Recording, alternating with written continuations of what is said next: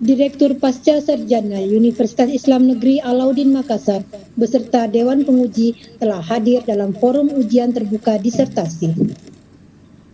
Sebelum ujian dibuka, dimohon kepada bagian host untuk menonaktifkan mikrofon tamu undangan demi kehikmatan dan kelancaran acara.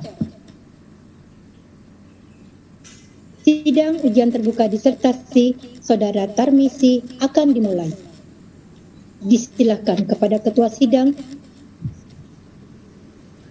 Bismillahirrahmanirrahim. Assalamualaikum warahmatullahi wabarakatuh. Alhamdulillahirabbil alamin. Wassalatu wassalamu ala asyrafil anbiya'i wal mursalin wa ala alihi wa ashabihi ajmain wa ba'du.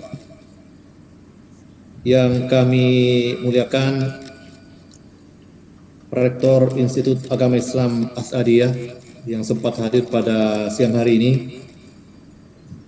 Yang kami muliakan Wakil Ketua Umum PB As-Adiyah, beliau sekaligus sebagai Direktur Ma'had Ali As-Adiyah. Yang kami muliakan dan ucapkan terima kasih yang sebesar-besarnya adalah Dewan Munaqib dan yang terkhusus kepada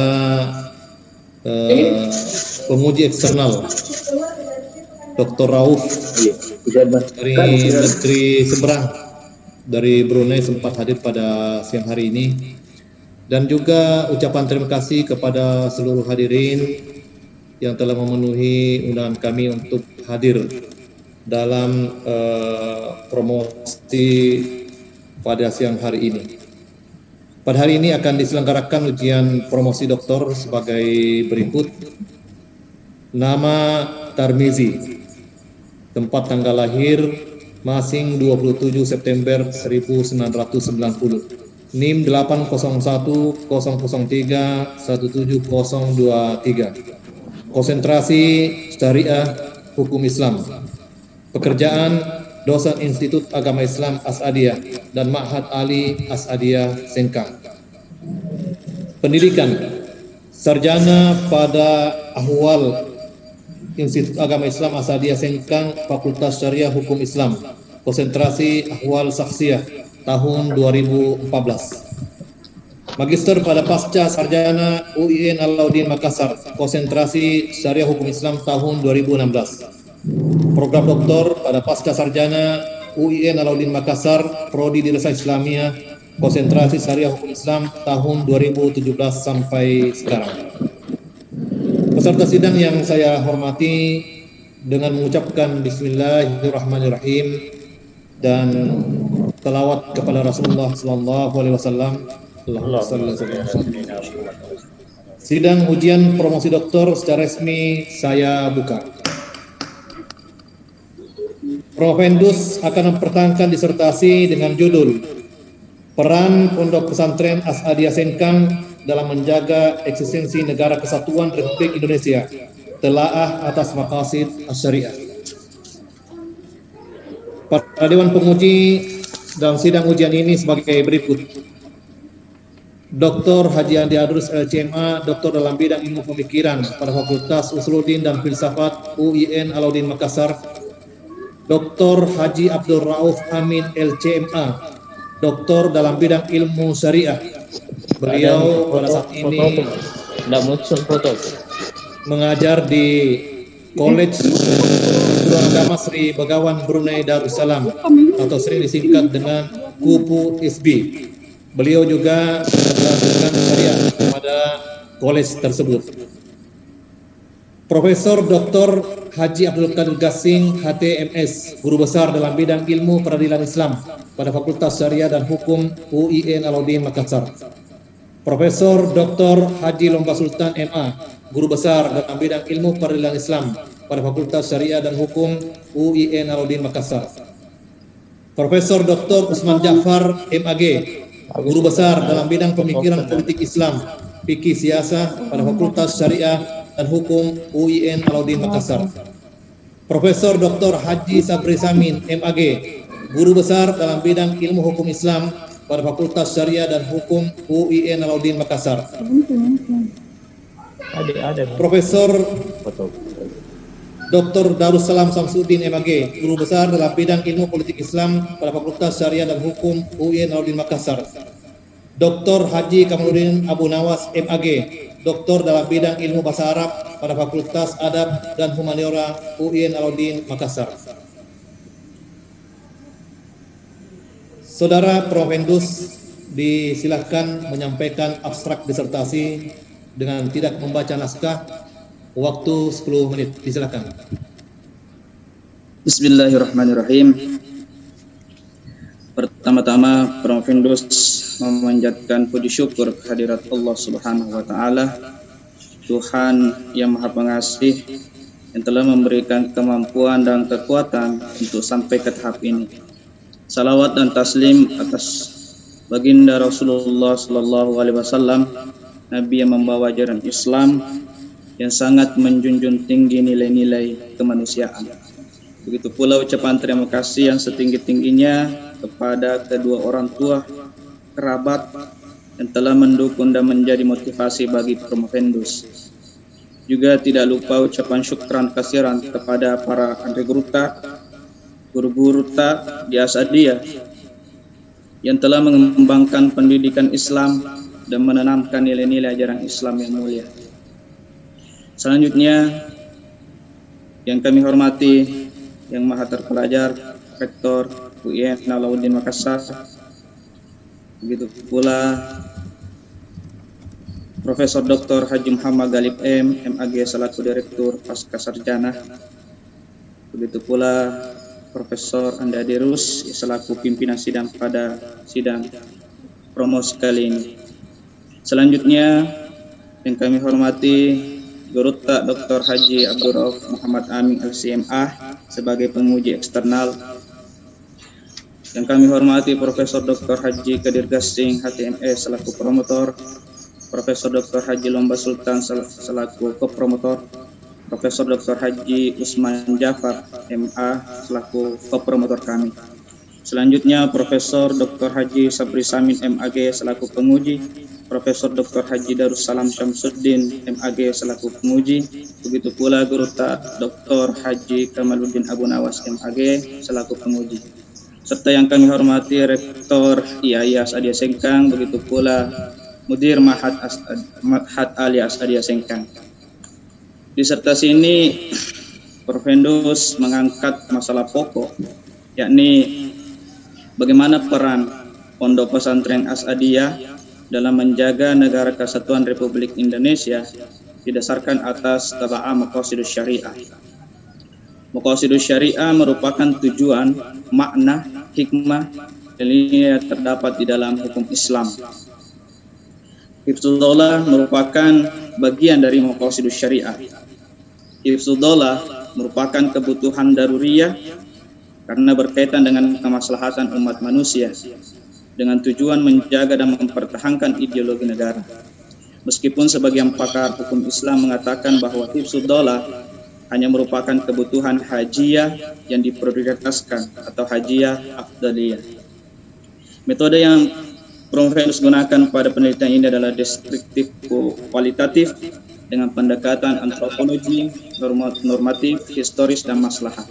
Hasil penelitian menunjukkan bahwa yang pertama, landasan konseptual bagi negara menurut Pondok Pesantren Asadiyah itu bersifat substansial, tidak formal.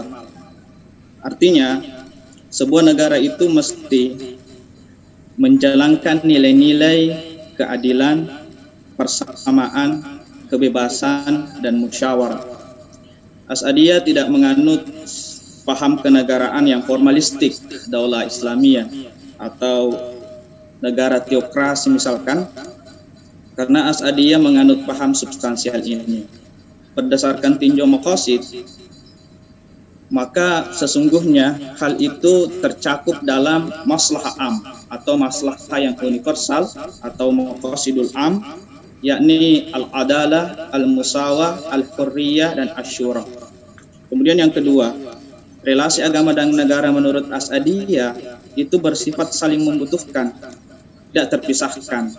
atau dengan kata lain simbiotik mutualistik atau takafuliyah mutabadilah. Berdasarkan tinjau maqasid, hal ini mampu mendatangkan kemaslahatan fid darain, di dunia maupun fil akhirah dan di akhirat. As'adiyah tidak menganut paham sekularistik maupun tidak menganut paham integralistik. Kemudian yang terakhir, bentuk hifdzud daulah. Bagaimana implementasi hifdzud daulah di As'adiyah? Profendus mengangkat dua tema pokok, yaitu secara struktural dan kultural. Secara struktural, As'adiyah pada mulanya tahun 1930, 15 tahun sebelum kemerdekaan, itu aktif dan terlibat dalam perjuangan kemerdekaan. Begitu pula pasca kemerdekaan. Sedangkan secara kultural, dan ini berlangsung sampai sekarang, As'adiyah menanamkan nilai-nilai kebangsaan dalam kegiatan pendidikan dan dakwah. As'adiyah di dalam setiap jenjang pendidikannya, mulai dari Rodatul Atfal sampai perguruan tinggi Ma'had Ali, itu semua mengangkat tema tentang kenegaraan, Pancasila, PKI. Begitu pula dalam kegiatan dakwah, As'adiyah itu sangat moderat dalam berdakwah. As'adiyah tidak pernah menyinggung pemerintah secara langsung dalam kegiatan dakwanya. As'adiyah menggunakan prinsip-prinsip balaghah di dalam menegur pemerintah. Terakhir, nilai-nilai As'adiyah yang tertanam dari mulai Andre Gruta sampai sekarang ini, Profendus bisa menyebutkan dua. Yang pertama, nilai-nilai kerjasama, wa ta'awanu 'alal birri wat taqwa. Kemudian yang kedua, nilai-nilai sami'na wa ata'na. Kami dengarkan, kami taati.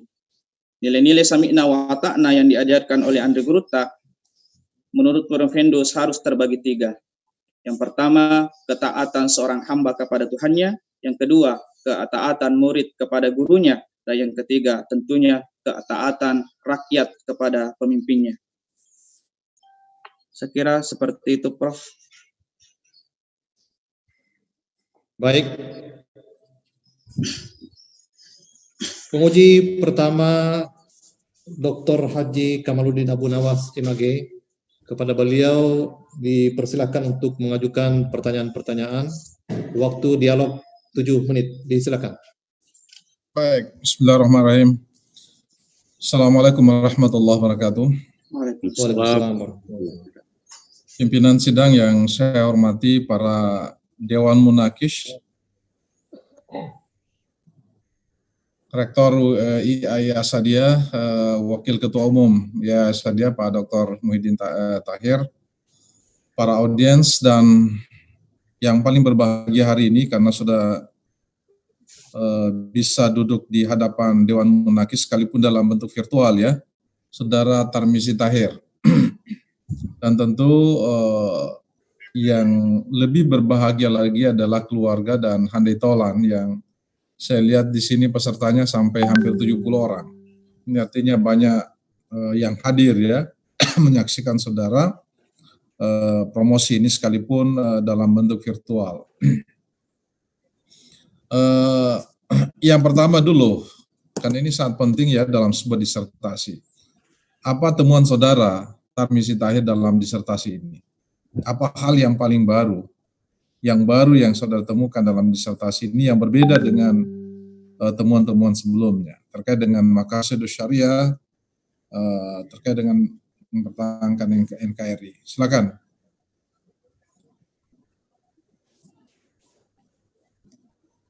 Silakan. Halo?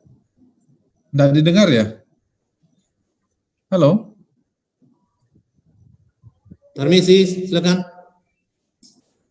Terima kasih. Prof. Didengar, Prof? Sudah. Ya, halo. Silakan langsung jawab. Halo, sudah, Prof? Ya. Iya, disertasi ini mempunyai fungsi bagi Profendus secara internal maupun eksternal As'adiyah itu sendiri. Secara internal, As'adiyah membutuhkan blueprint atau sesuatu yang bisa ditulis, kemudian bisa nantinya diajarkan kepada para santri-santri Asadiyah. Nah, yang Promovendus temukan di sini adalah bagaimana sesungguhnya Pak Andri Kuruta itu, halo? Ya, silakan. Terus. Bagaimana para Andri Kuruta itu sangat dekat dengan pemerintah, bahkan sangat mendukung pemerintah. Sehingga nantinya di selanjutnya itu di perjalanan Asadiyah, jika terjadi sesuatu yang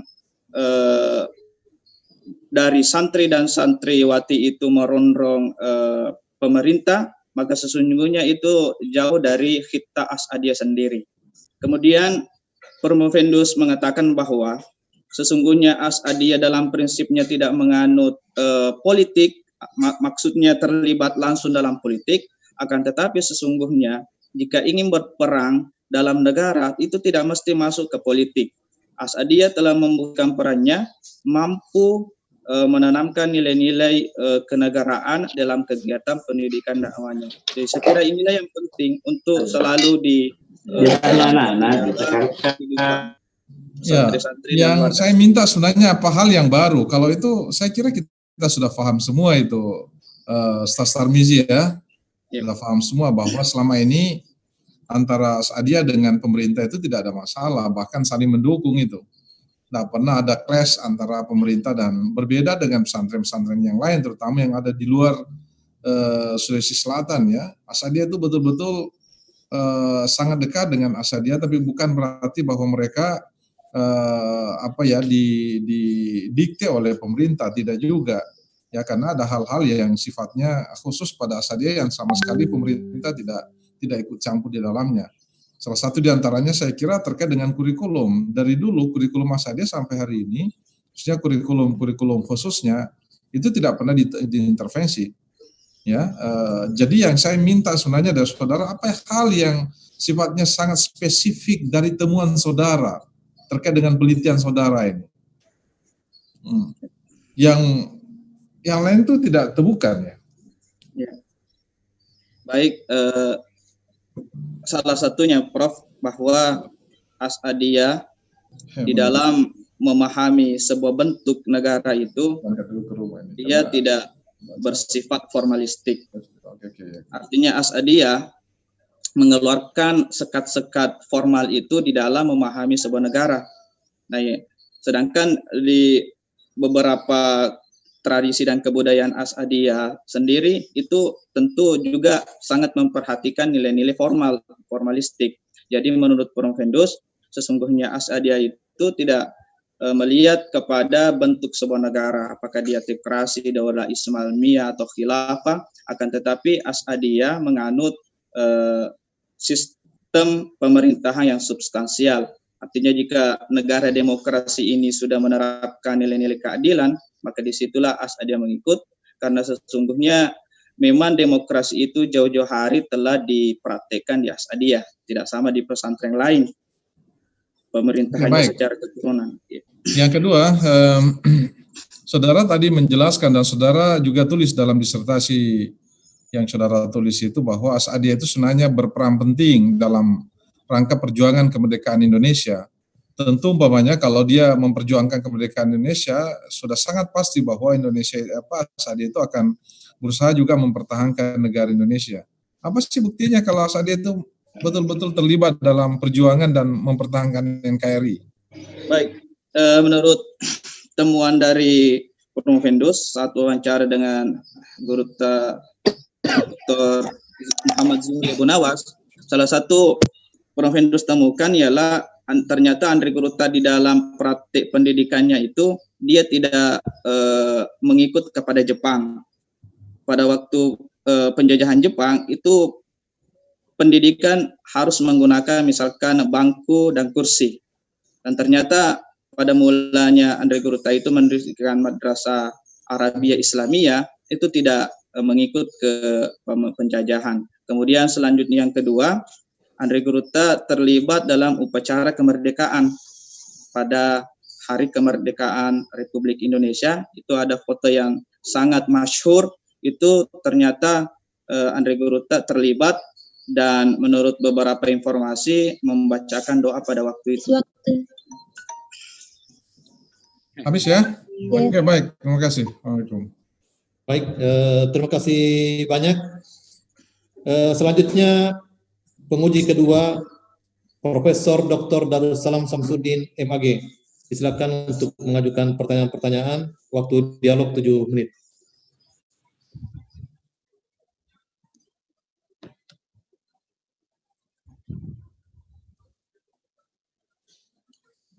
Prof. Samsudin, Prof. Darussalam.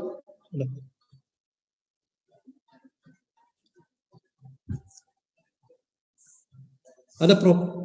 Keluar Prof. Ada tadi Prof. Darus. Sukma. Saya keluar sih. Baik, untuk berikutnya dipersilakan kepada Profesor Dr. Haji Sabri Samin MAG. Silakan untuk mengajukan pertanyaan-pertanyaan. Waktu dialog 7 menit. Silakan Prof. Terima kasih. Assalamualaikum warahmatullahi wabarakatuh. Waalaikumsalam. Pimpinan ujian, para penguji, para promotor, para hadirin, khusus Pak Dr. Haji Abdul Rauf Amin, penguji eksternal, lebih khusus lagi kepada Saudara Tarmizi. Baik Tarmizi. Eksistensi atau peran lembaga pondok pesantren ini sekurang-kurangnya ada 5 pilar yang menjadi tumpuan ya, yaitu pimpinan, guru, santri, mungkin orang tua murid, karyawan. Itu harus sinergi dalam soal menjaga eksistensi negara. Mungkin masing-masing ada peruntukannya. Kalau santri mungkin lebih banyak di kurikulum dan prakteknya. Bagaimana dengan yayasan, pimpinan termasuk yayasan dan pimpinan rektor dan gurunya? Bagaimana langkah untuk menjaga eksistensi negara, Pak Tarmizi? Silakan. Baik, Prof.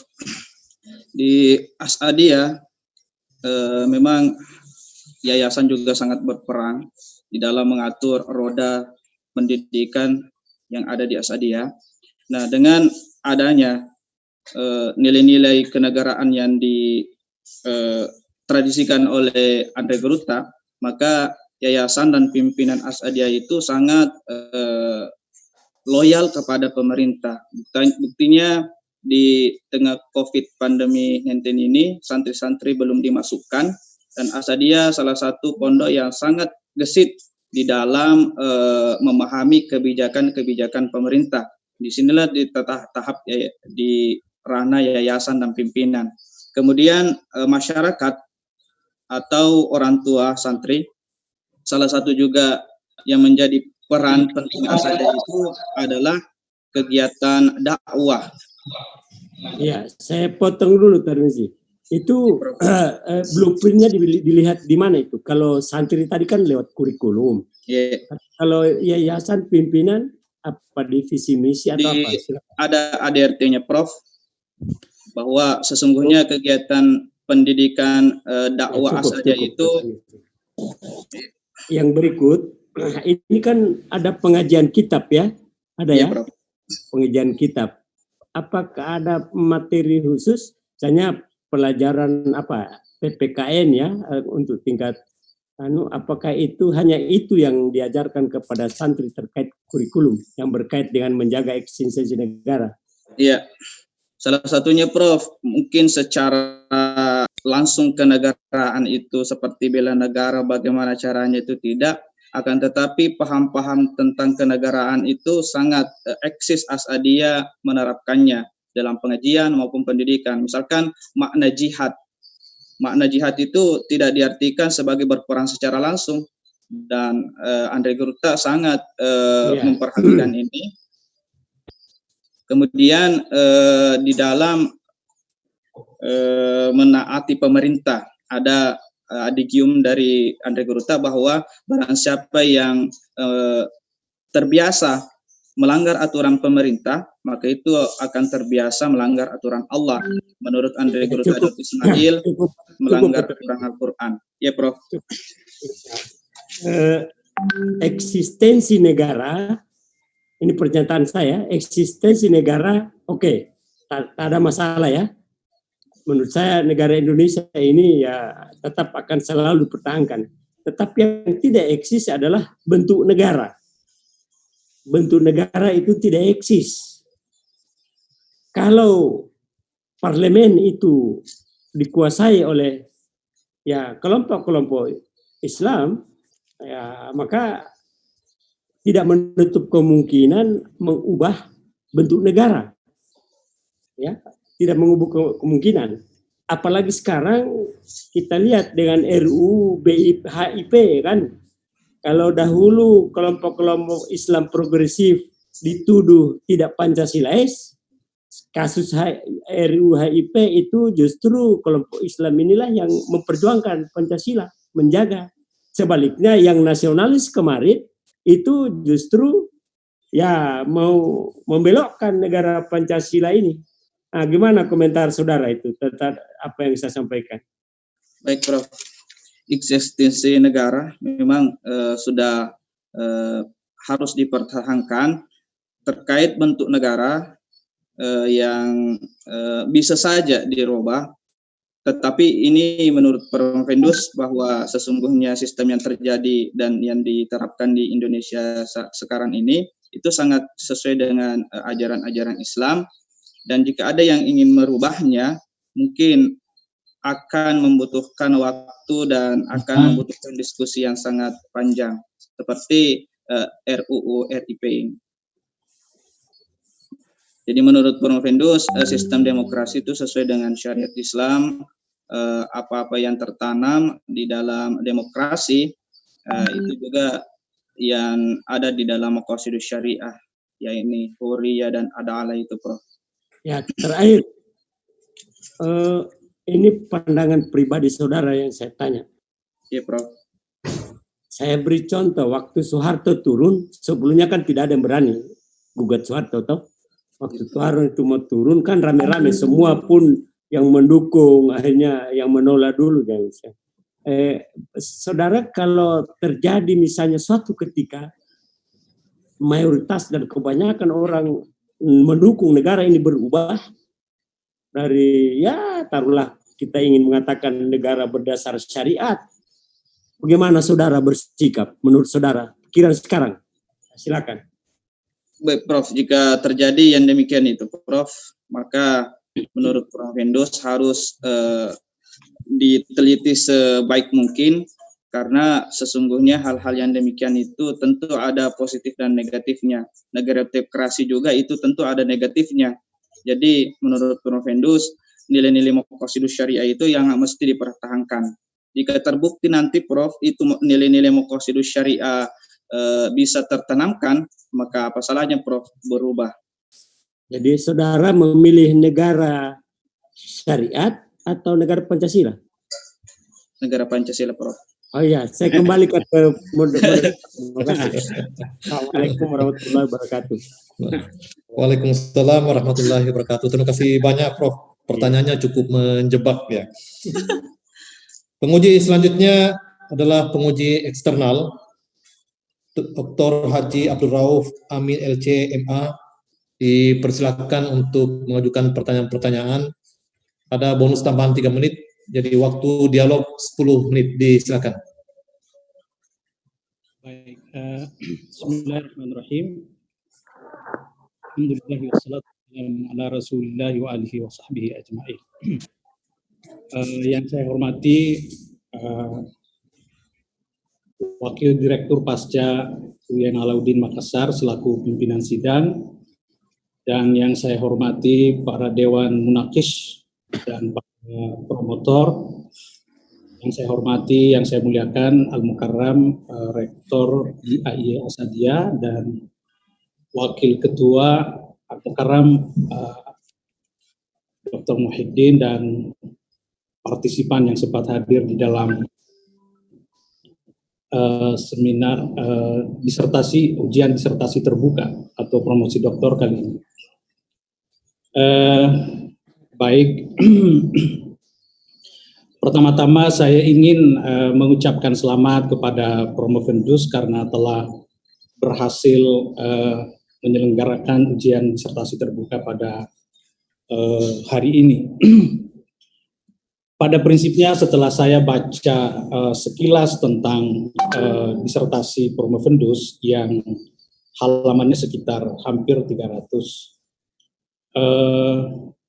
kesimpulan saya disertasi itu sudah sangat berkualitas. Cuma karena manusia yang namanya saja karya, ya, itu perlu dikritik untuk penyempurnaan. Itu tidak terlepas dari perspektif saya sebagai pemuji tentu.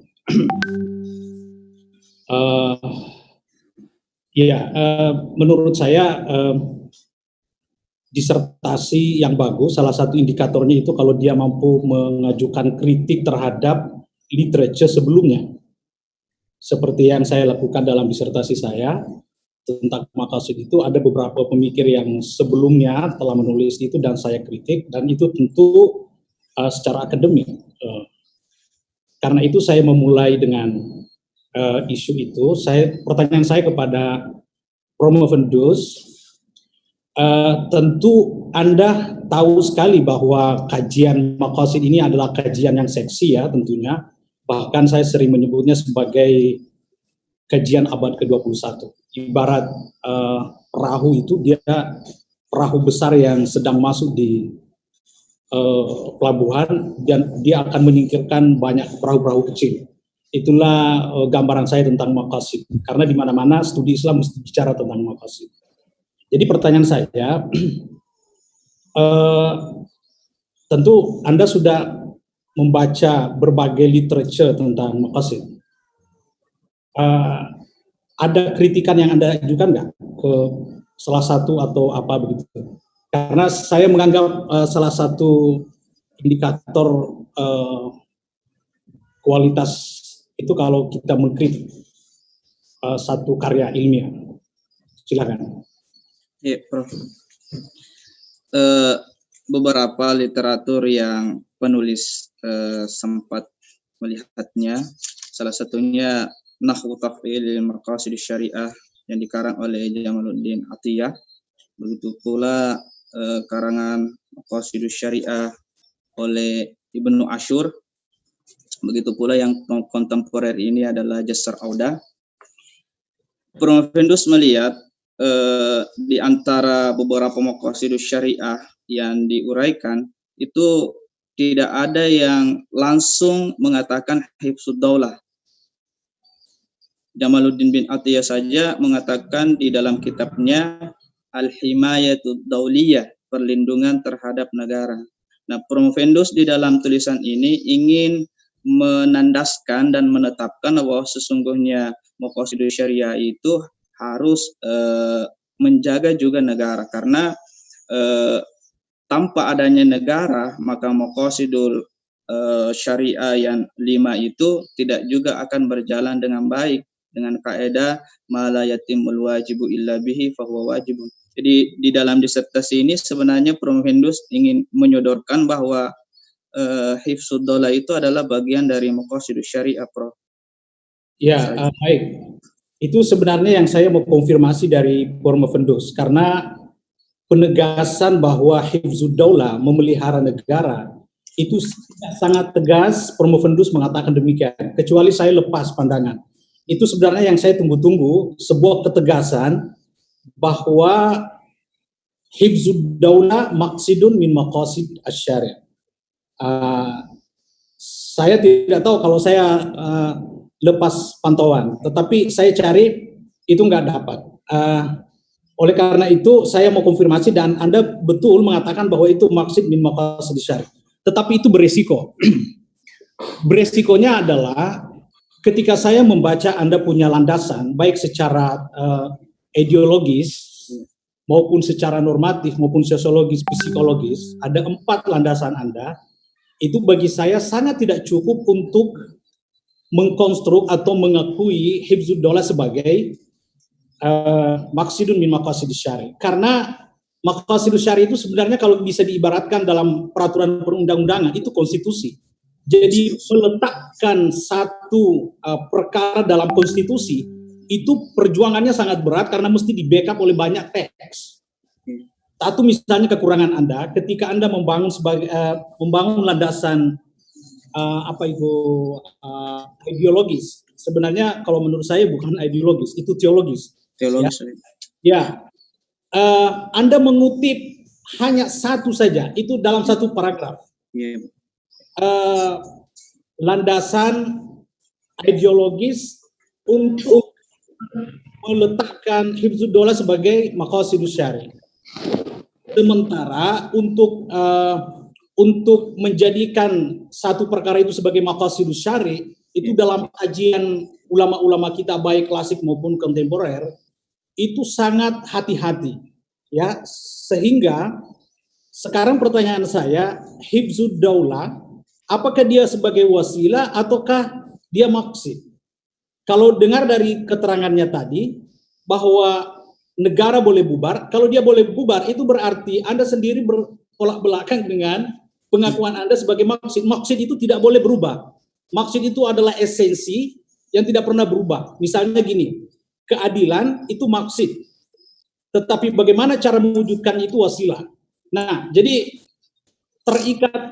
terkait dengan pertanyaan Prof. Sabri tadi, itu Anda sendiri tidak settle, ya, tidak settle, dan itu bisa dimaklumi karena ketika melihat konstruk dan landasan berpikirnya untuk menjadikan hifzud daulah sebagai maqsid, itu sangat bukan untuk mengatakan rapuh, ya, tetapi kenapa hanya beberapa halaman saja? Padahal itu kalau misalnya kita merefer kepada kajian Abdul Majid An-Najjar, salah satu ulama yang punya concern terhadap maqsid. Bahkan dia mengatakan begini, sebenarnya yang maqsid itu bukan hifzud daulah. Yang maqsid itu adalah hifzul mujtama. Lalu sarananya adalah hifzul usra dengan hifzud daulah. Itu yang dia kemukakan. Ya. Sebelum saya lanjut, Anda mau komentar? Di dalam pembahasan hifzud daulah memang Prof, kami juga mengutip bahwa negara itu sebenarnya adalah wasilah karena dengan kaidah lil wasaili ahkamul maqasid. Jadi secara tidak langsung memang bahwa ternyata daulah ini adalah sebuah wasilah. Nah, tetapi kami hanya sampai kepada bagaimana wasilah itu sesungguhnya juga adalah maqasid. Ya, kami hanya sampai di situ. Bahwa ya maqasid itu adalah wasilah itu sendiri, maka kami katakan bahwa hifzud daulah adalah maqasid, bagian dari maqasid. Baik, satu lagi saya tegaskan lagi, ya, untuk meletakkan satu esensi dalam list maqasid itu perlu backup nusus. Nusus itu mesti kuat juga. Nah, saya melihat nas yang Anda kutip itu kan hubbul watan minal iman. Boleh tahu itu disebut di mana? Itu perkataan ulama, Prof, bukan hadis.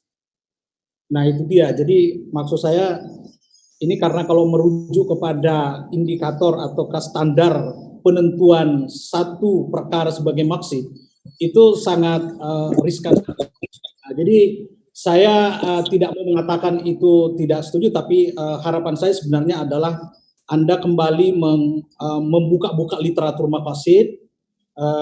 Saya sendiri tidak ketemu itu yang mengatakan hifzud daulah itu sebagai maqsid. Makanya saya menganggap disertasi Anda ini betul-betul disertasi yang berkualitas karena mampu mengajukan sebuah teori baru. Jadi kalau tadi Dr. Kamal mengatakan apa yang baru, ya itu adalah baru.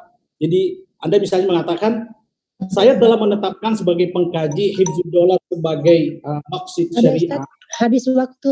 Ya, itu adalah temuan baru. Oke. Habis waktu. Oke, baik. Sebenarnya saya ada 10 pertanyaan, tapi ya enggak apa-apa. Bisa disimpan-simpan untuk ujian berikutnya, Dokter. Insya Allah. Baik, penguji selanjutnya Profesor Dr. Usman Jafar MAG dipersilakan untuk mengajukan pertanyaan-pertanyaan. Waktu dialog 7 menit. Disilakan. Terima kasih, Prof. Bismillahirrahmanirrahim. Assalamualaikum warahmatullahi wabarakatuh. Waalaikumsalam. Hormat pimpinan sidang, para Dewan Munakis, Dewan Promotor, dan yang tak kalah pentingnya adalah Bapak Rektor Yayan Asadia dan seluruh jajaran, serta hadirin yang berbahagia.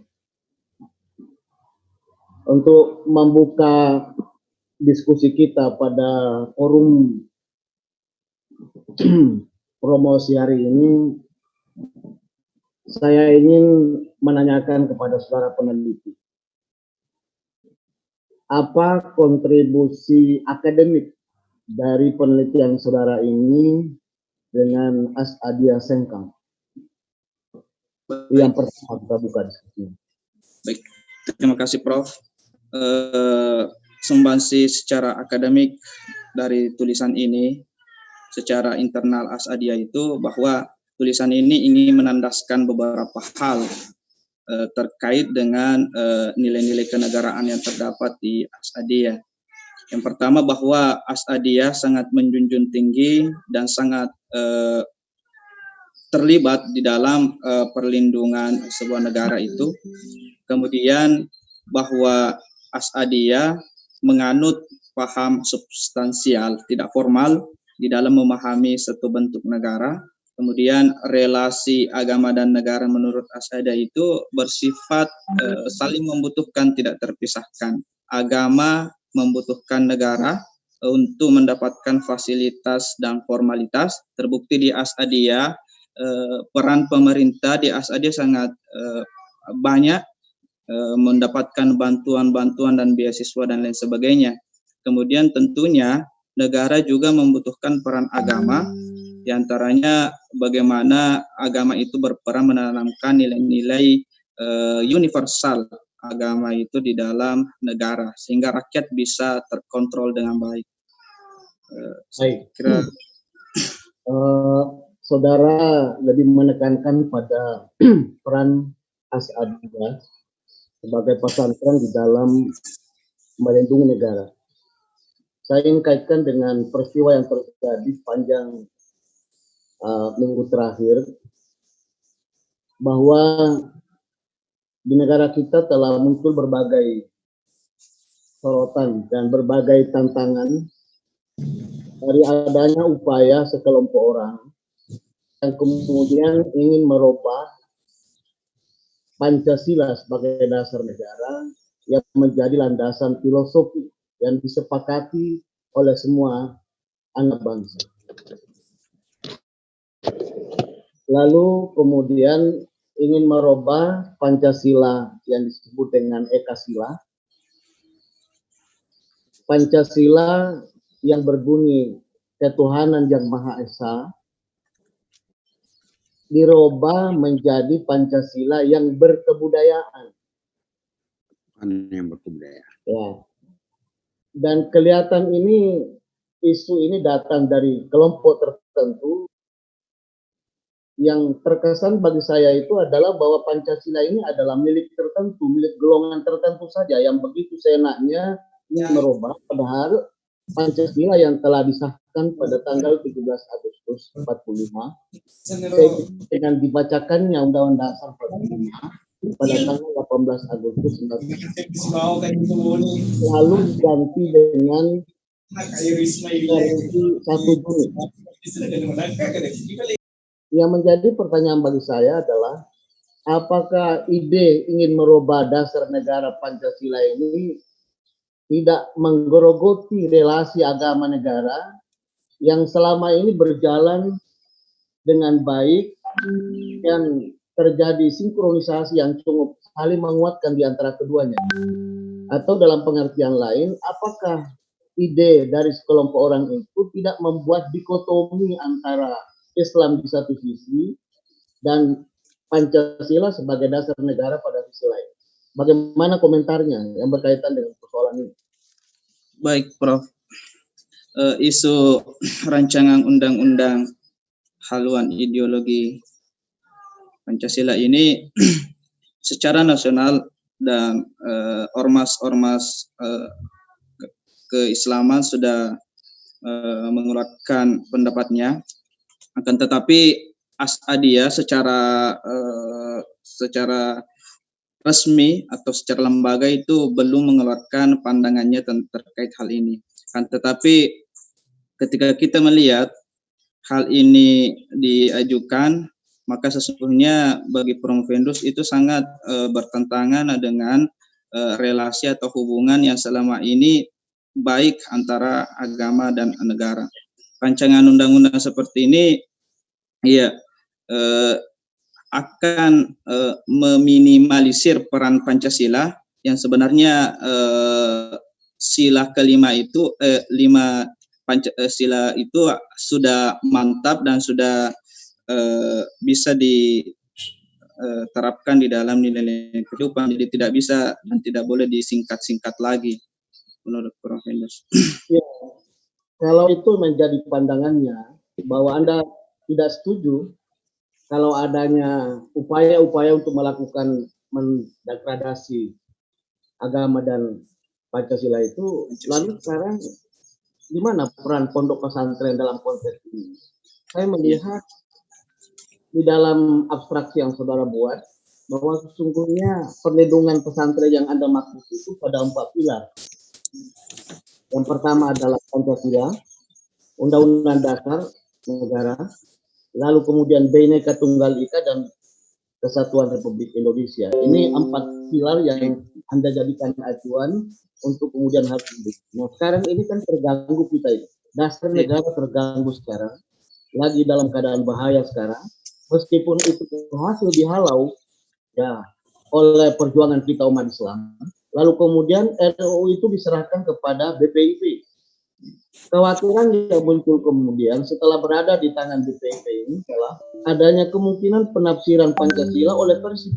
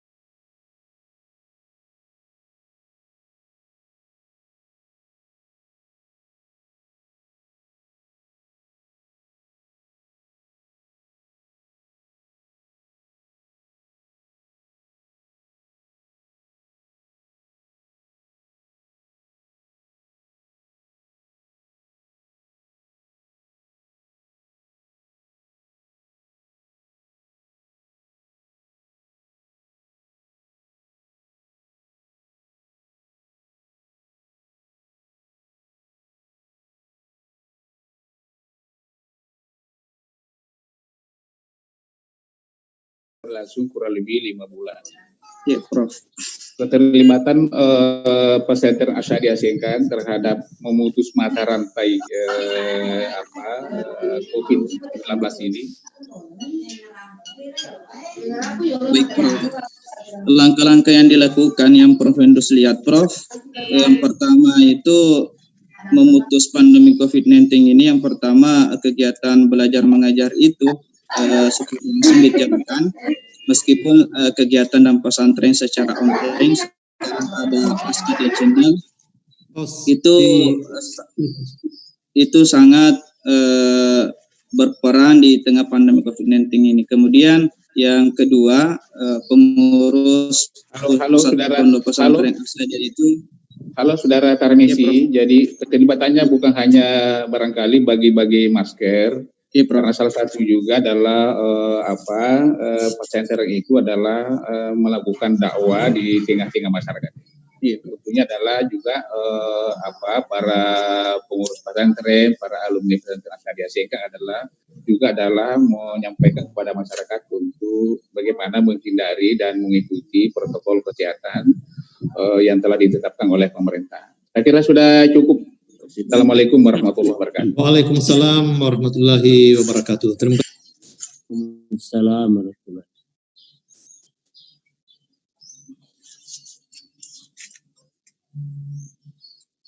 Kedengaran?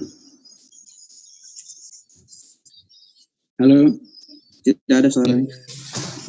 Selanjutnya dipersilakan kepada Profesor Dr. Haji Abdul Qadir Gasing, HTMS, untuk mengajukan pertanyaan-pertanyaan. Waktu dialog 7 menit. Silakan, Prof. Baik. Assalamualaikum warahmatullahi wabarakatuh. Waalaikumsalam. Waalaikumsalam. Bung Uji, saya ingin menyapa dulu Adinda yang jauh, Dr. Haji Abdul Amin LC-MA. Assalamualaikum Ustaz. Masih bersama kita? Masih mute Dr. Rauf.